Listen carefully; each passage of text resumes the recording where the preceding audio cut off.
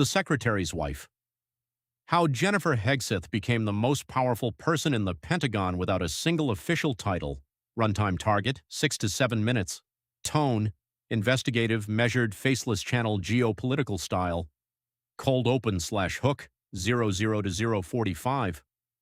She has no security badge that says Pentagon staff, no line item on the Defense Department payroll, no Senate confirmation hearing, no oath of office, no chain of command that answers to her. And yet, according to more than 20 current and former U.S. officials, she sits in on classified briefings. She has helped vet candidates for senior Pentagon jobs. She has been present in the room during sensitive negotiations with foreign military leaders. And she was in the group chat where America's Secretary of Defense allegedly shared live strike details on Yemen. Her name is Jennifer Hegseth. Her husband is Pete Hegseth, the U.S. Secretary of Defense. And right now, inside the most powerful military headquarters on Earth, insiders are asking a question that should worry every American. Who is actually running the Pentagon? Stick around because this story is stranger and more consequential than it first appears. Section 1. From Fox News producer to Pentagon fixture, 045 to 2. Before she was the Secretary's wife, Jennifer Hegseth, sometimes referred to in earlier reporting by her former name Jennifer Rochette, spent nearly 2 decades as a television producer at Fox News. She worked behind the camera on shows like Fox and Friends Weekend and later Water's World, shaping segments, not policy. That's where she met Pete Hegseth, then a Fox News host.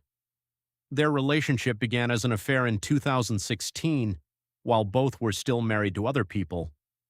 The two eventually married in 2019 at one of Donald Trump's golf properties in New Jersey, and together they now have 7 children between them. When Pete Hegseth was tapped to lead the Department of Defense in 2025, Jennifer didn't stay in the background the way most cabinet spouses do. She was reportedly present at nearly every one of his pre-confirmation meetings with Republican senators, a level of involvement one Senate aide told reporters they'd never seen from any other nominee's spouse. Female senators, hoping to press Hegseth privately about a past sexual assault allegation, found the dynamic of those meetings completely altered by her presence. That was the first sign.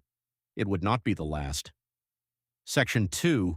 A seat at the table, literally 2 to 3:30. Once Hegseth was confirmed, the pattern didn't fade, it accelerated. By March, Jennifer had reportedly been spotted inside at least 2 high-level sensitive meetings at the Pentagon, one with the United Kingdom's Secretary of Defense John Healey and Admiral Tony Ratican, the head of Britain's armed forces, and another involving NATO defense ministers discussing support for Ukraine. Multiple sources told the Wall Street Journal that classified information was discussed in both rooms. A Pentagon spokesperson would not confirm whether Jennifer Hegseth holds any security clearance at all.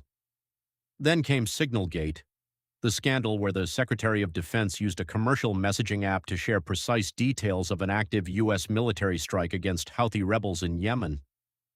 The first version of that scandal became national news when a journalist was accidentally added to the chat, but a second chat later surfaced, smaller, more private, and it included Hegseth's brother, his personal lawyer, and Jennifer.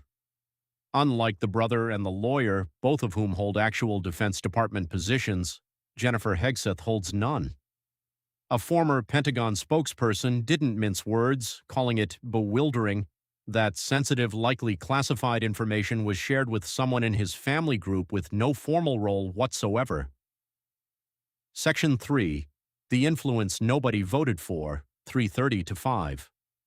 By this point, current and former officials, reportedly more than 20 of them, began describing Jennifer Hegseth not as a supportive spouse, but as her husband's most influential advisor, full stop. She's said to prep him before public appearances, sit in on meetings with journalists, help brainstorm ideas for official Defense Department videos, and weigh in on who gets hired. One former Pentagon spokesperson, John Uliot, described being summoned by Jennifer for what he expected to be a casual introduction, and instead facing 40 minutes of pointed, detailed questioning. He later called the arrangement bonkers, saying it's remarkable that a defense secretary could involve his wife this deeply in sensitive official business and face no consequences at all.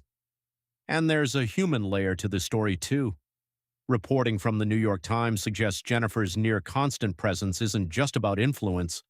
Insiders say she also functions as a steadying hand for a husband who has publicly struggled with alcohol in the past. Hegseth himself,